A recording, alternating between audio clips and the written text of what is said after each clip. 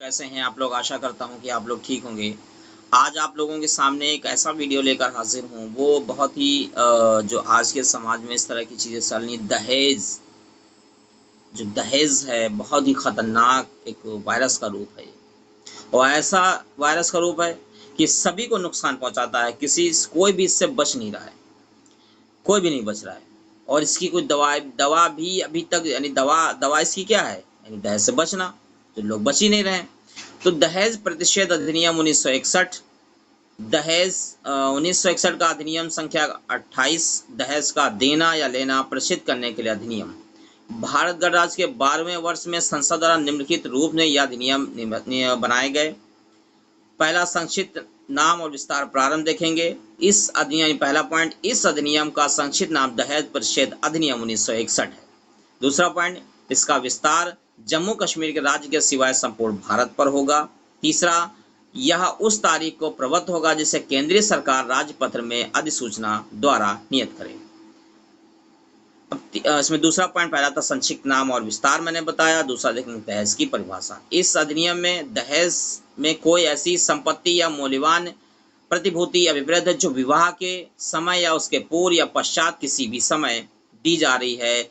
ये जो है ये 1986 के अधिनियम की 43 की धारा 2 द्वारा 19/11/1986 में या पश्चात इसके शब्दों में प्रतिस्थापित की गई। विवाह के एक पक्षकार द्वारा दूसरे पक्षकार को या विवाह के किसी भी पक्षकार के माता पिता द्वारा या किसी अन्य व्यक्ति द्वारा विवाह के किसी भी पक्षकार को या किसी अन्य व्यक्ति को दिया गया। उक्त पक्षकारों के विवाह के संबंध में या तो पक्ष या अप्रत्यक्ष दी जाने के लिए की गई करार की गई है, किंतु उन व्यक्तियों के संबंध में जैसे मुस्लिम स्वी विधि यानी शरीयत लागू होगी, मेहर उसके अंतर्गत नहीं होगा। यहाँ पे बड़ी सोचने वाली बात है, यानी मेहर नहीं लागू होगा।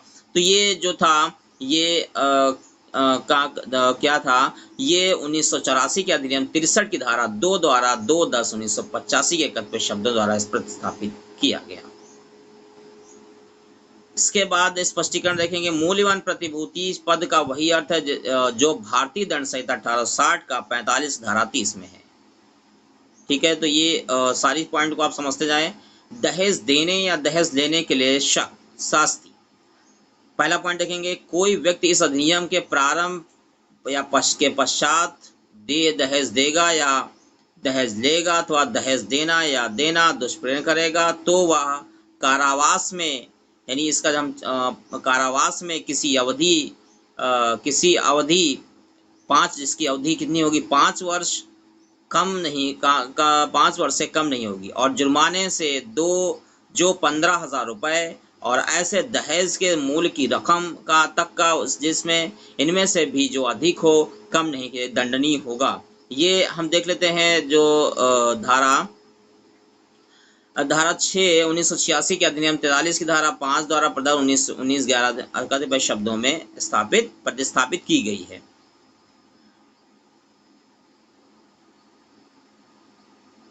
ठीक है, तो मतलब ये सारी चीजें बिल्कुल पॉइंट टू पॉइंट आप समझते जाइए। परंतु न्यायालय ऐसे 7वां इसमें जो पॉइंट था 7वां देख लेंगे। 7वां 6वां देखिए 1984 के अधिनियम धारा 63 की धारा 3 2/10/1985 धारा 3 को उसकी उपधारा 1 के रूप में पुनः संख्याचित किया गया।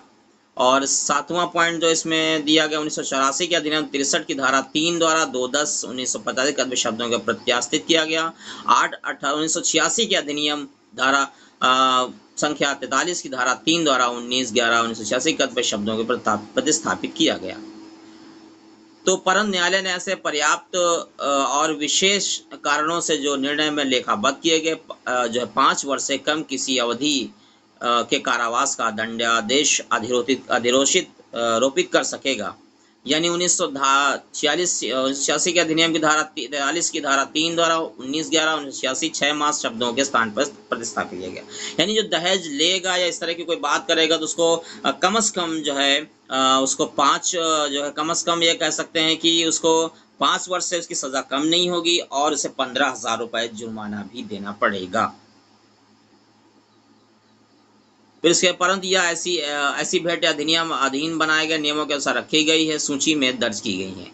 ऐसी भेंटों को जो जो वर को विवाह के समय उसी निमित्त कोई मांग किए बिना दी जाती है उसके संबंध में लागू नहीं होगी। यानी अगर कोई मांगता नहीं है ऐसे दे देते हैं तो उसमें इस तरह की धाराएं लागू नहीं होंगी। यानी उपधारा 2 उपधारा 1 की कोई बात है। फिर ऐसी भेंटों जो वर को विवाह, ठीक है, परंतु यह जब तक ऐसी भेंट अधिनियम के अधीन बनाए रखने नियमों के अनुसार रखे गए सूची में दर्ज होगा। यह धारा 1984 के अधिनियम की संख्या 63 की धारा 3 द्वारा 2/10/1985 के अंतर्गत स्थापित की गई।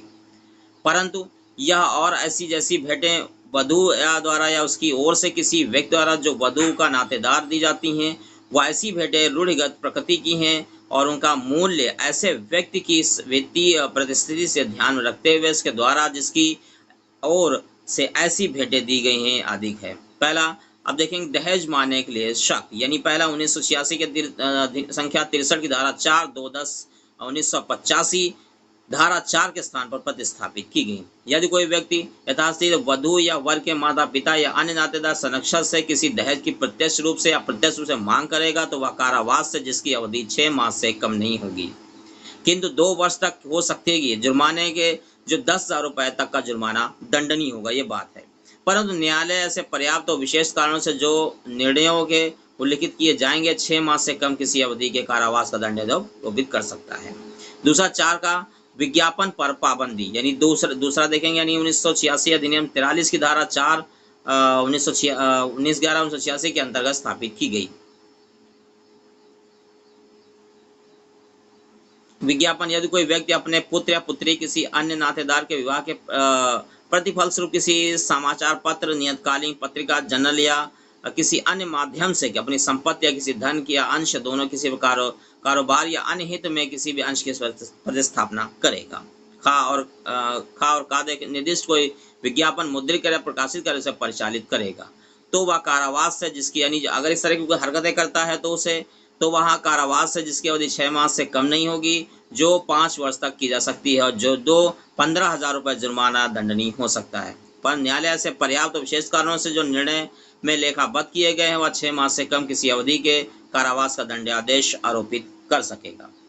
अब आता दहेज देने या लेने के लिए करार का शून्य होना। दहेज देने या लेने के लिए करार शून्य होगा। अगर दहेज देना या लेना इस तरह के करार जो है शून्य होंगे। दहेज का पत्नी या उसके वारिसों के फायदे के लिए होना, जहाँ कोई ऐसी स्त्री भिन्न इसके विवाह संबंध में वह दिया गया है जो व्यक्ति द्वारा प्राप्त किया गया, वह व्यक्ति उस दहेज को, यदि वह दहेज विवाह के पूर्व प्राप्त किया गया है तो विवाह की तारीख के पश्चात यानी 3 मास के भीतर जो है 3 मास के भीतर, यानी ये हम देखेंगे 1984 अधिनियम की 63 धारा 3/2/10/1985 1 वर्ष के स्थान पर प्रतिस्थापित की जाती है। यह वह दहेज विवाह के समय उसके पश्चात प्राप्त किया गया तो उसकी प्राप्त की तारीख के पश्चात 3 मास के भीतर हो सकता है।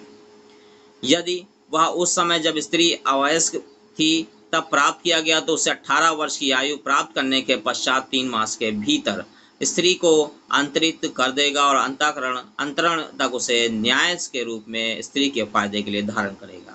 नंबर 4 इसका दूसरा पॉइंट है, यदि कोई व्यक्ति उपधारा 1 द्वारा अपेक्षित किसी संपत्ति या उसके लिए विनिर्दिष्ट परिसीमा काल के भीतर, यानी जो है ये 1984 के अधिनियम धारा 63 धारा 5/2/10/1985 उपधारा 2 के स्थान पर, यानी 5वां पॉइंट जो था मैंने 5वां बताया भी, जिसमें क्या था कि 6 मास से अधिक जो 6 मास से कम की नहीं होगी, किंतु इस तरह जो 5वां इसमें था वो 1986 के अधिनियम 43 की धारा 5 द्वारा 19/11/1986 द्वारा अंतः स्थापित या उपधारा के 3 अपेक्षित अंतरण करने में समर्थ रहेगा, जो वह कारावास से जिसकी अवधि 6 मास से कम नहीं होगी, किंतु 2 वर्ष तक हो जुर्माने से, यानी जो 5,000 रुपये या कम नहीं होगा।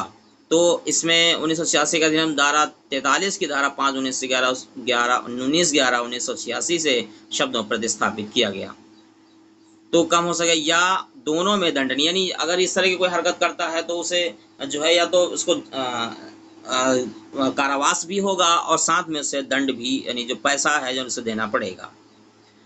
जहां उपधारा 1 के अधीन संपत्ति के हकदार स्त्री को उसे उपयुक्त करने के पूर्व मृत्यु हो जाती, वह स्त्री के वारिस से तस्मय धारण करने वाले व्यक्ति के दावा करने के हकदार होंगे। परंतु जहां ऐसी स्त्री की मृत्यु उसके विवाह के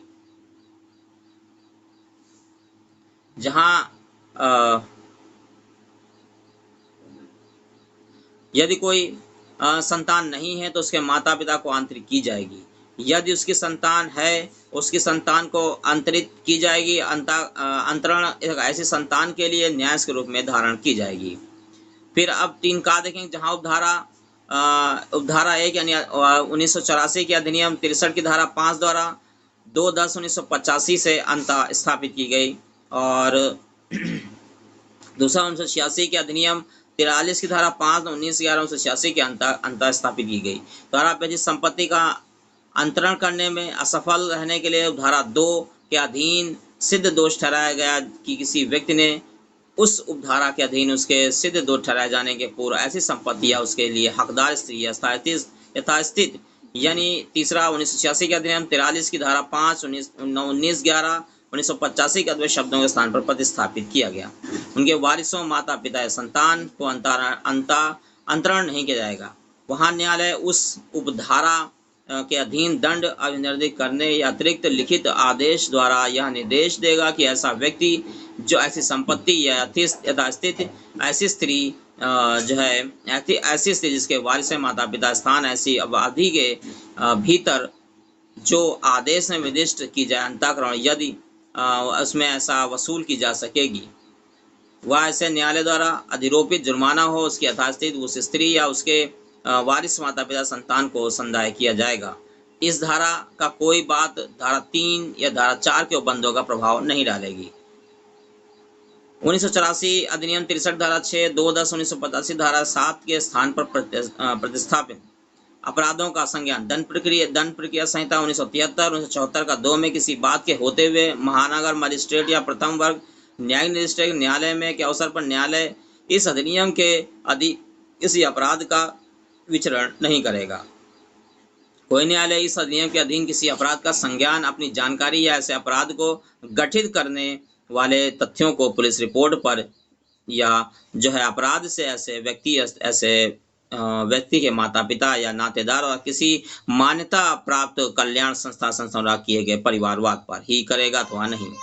महानगर मजिस्ट्रेट प्रथम वर्ग न्यायिक मजिस्ट्रेट के लिए विधिपूर्ण होगा। इस अधिनियम के अधीन किसी अपराध के लिए सिद्ध दोष ठहराए गए किसी व्यक्ति के विरुद्ध या अधिनियम द्वारा प्रतिकृत कोई दंडादेश पारित करेगा। स्पष्टीकरण देखेंगे इसका हम लोग। इस उपधारा के प्रयोजन के लिए मान्यता प्राप्त कल्याण संस्था या संगठन से कोई ऐसी समाज कल्याण संस्था या संगठन अभिप्रेत है जिसे इस निमित्त केंद्रीय या राज्य सरकार द्वारा मान्यता दी गई है। दंड प्रक्रिया 1973 के अध्याय 36 की कोई बात इस अधिनियम के अधीन दंडनीय किसी अपराध को लागू नहीं होगी। तस्मय प्रवृत्ति किसी विधि के, यानी हम देख लेंगे थोड़ा सा इसको, 1986 के अधिनियम संख्या 43 की धारा 6/19/11/1986 के अंतः स्थापित। तो उस आधार अपराध से व्यथित व्यक्ति द्वारा किया गया कथन ऐसे व्यक्ति को इस अधिनियम के अधीन अभियोजन की भागी नहीं बनाएगा। 1984 के अधिनियम 63 धारा 7 2/10/1985 धारा 8 के स्थान पर प्रतिस्थापित अपराधों का कुछ प्रयोजन के लिए संक्षेप संज्ञेय होना या जमानती और अशमनीय होगा। दंड प्रक्रिया 1973-74 2 अधिनियम के अधीन अपराधों को वैसे ही लागू होगी मानो वे ऐसे अपराधों के अन्वेषण प्रयोजन के लिए और निम्नलिखित भिन्न विषयों के प्रयोजन के लिए उस संहिता की 42वें विषय और किसी व्यक्ति को वारंट के बिना मजिस्ट्रेट से किसी आदेश के बिना गिरफ्तारी संज्ञेय अपराध है। इस अधिनियम के अधीन प्रत्येक अपराध अजमानती और अशमनीय होगा, यानी ये 1986 अधिनियम 43 की धारा 7 द्वारा 19/11/1986 जमानती शब्द के स्थान पर प्रतिस्थापित है। इस अधिनियम के अधीन प्रत्येक अपराध, यानी अब 8वां यानी देखेंगे 1986 के अधिनियम 43 की धारा 8 19/11/1986 के स्थान पर स्थानांतरित है। कुछ मामलों में सबूत का भार, यदि कोई व्यक्ति धारा 3 के अधीन दहेज लेने या देने का दुष्प्रेरित करने के लिए धारा 4 के अधीन दहेज मांगने के लिए अभियोजित किया गया है, तो वह यह साबित करेगा भार उसी पर होगा उसने उस धाराओं के अधीन कोई अपराध नहीं किया है। 8 दहेज प्रतिशताधिकारी। राज्य सरकार उतने दहेज प्रतिशताधिकारी नियुक्त कर सकेगी जितने ठीक समझे और निर्दिष्ट कर सकेगी, जिसकी बाबत से अपनी अधिकारिता और शक्तियों का प्रयोग इस अधिनियम के अधीन करेंगे। प्रत्येक दहेज अधिकारी निम्नलिखित शक्तियों का प्रयोग और कृत्यों का पालन करेगा, अर्थात यह देखना कि अधिनियमों के उपबंधों का अनुपालन किया जाता है कि नहीं, दहेज देने या लेने में दुष्प्रयोग करने, दहेज मांगने को यथासंभव रोकना, इस अधिनियम अधीन अपराध करने वाले व्यक्तियों का विवेचन के लिए ऐसा साक्ष्य एक मत एकत्र करना जो अवश्य हो, ऐसे अतिरिक्त कार्य करना जो राज्य सरकार द्वारा उसे सौंपे जाएं, इस अधिनियम के अधीन बनाए गए नियमों में विनिर्दिष्ट किए जाएं। राज्य सरकार राजपत्र में अधिसूचना द्वारा दहेज प्रतिशत अधिकारी को किसी पुलिस अधिकारी की शक्तियां प्रदान कर सकेगा जो अधिसूचना में विनिर्दिष्ट की जाएं, और ऐसी शक्तियों द्वारा प्रयोग ऐसी परिसीमाओं शर्तों के अधीन रहते हुए करेगा जो इस अधिनियम के अधीन बनाए गए नियमों द्वारा विनिर्दिष्ट किया जाए। राज्य सरकार दहेज प्रतिषेध अधिकारी को इस अधिनियम के अधीन उन कृत्यों के दक्ष पालन में सलाह देने और सहायता करने के प्रयोजन के लिए एक सलाहकार बोर्ड नियुक्त कर सकेगी, जिसमें उस क्षेत्र में जिसकी बाबत ऐसा दहेज प्रतिषेध अधिनियम उपधारा 1 के अधीन अधिकारिता का प्रयोग करता है। 5 से अधिक समाज कल्याण कार्यकर्ता होंगे, जिसमें कम से कम 2 महिलाएं जरूर होंगी। नियम बनाने की शक्ति केंद्रीय सरकार इस अधिनियम के प्रयोजनों का कार्यान्वयन करने के लिए राजपत्र में अधिसूचना बना सकती है। विनिर्दिष्ट और पूर्वगामी शक्ति की आवश्यकता का प्रतिकूल प्रभाव डालने के लिए ऐसे नियमों के निम्नलिखित के लिए उपबंध किया जा सकेगा, अर्थात वह प्रारूप जिसमें वह रीति जिसमें ऐसे व्यक्ति जिनके द्वारा धारा 3 की धारा 2 में भेंटों की कोई सूची रखी जाएगी, उससे उनसे संबंधित सभी विषय और इस अधिनियम के प्रशासन की बाबत नीति और कार्यवाही का बेहतर समन्वय है। इस धारा के अधीन बनाया गया प्रत्येक नियम बनाए जाने के पश्चात यथाशीघ्र संसद के प्रत्येक सदन के समक्ष वह सत्र में जो 3 दिन की अवधि के लिए रखा जाएगा, यह अवधि एक सत्र में या 2 से अधिक अनुक्रमिक सत्रों में पूरी हो सकेंगी। यदि उस सत्र में प्रयुक्त अनुक्रमिक सूत्रों के ठीक बाद में या अवसान के रूप में। अब राज्य सरकार की नियम बनाने की शक्ति। राज्य सरकार इस अधिनियम के प्रयोजन को कार्यान्वित करने राजपत्र अधिसूचना द्वारा नियम बना सकेगी। विशिष्टता और पूर्वगामी शक्ति की व्यापक या प्रतिकूल प्रभाव डाले बिना से नियमों के निम्नलिखित सभी या किन्हीं विषयों के उपबंध किया जा सकेगा। दहेज प्रतिशत अधिकारियों द्वारा धारा 8 खा की धारा 2 के अधीन पालन किए जाने वाले अधिकृत हैं, और वे परिसीमाएं शर्तें जिनके अधीन रहते हुए दहेज प्रतिशत अधिकारी धारा 8 की धारा 3 के अधीन अपने कृत्यों का प्रयोग कर सकेंगे। राज्य सरकार द्वारा इस धारा के अधीन बनाया गया प्रत्येक नियम बनाए जाने के पश्चात यथाशीघ्र राज्य विधानमंडल के समक्ष रखा जाएगा। अगर ये आपको वीडियो अच्छी लगे तो इस वीडियो को शेयर करें, लाइक करें, हमारे चैनल पर नए हो तो हमारे चैनल को सब्सक्राइब करें।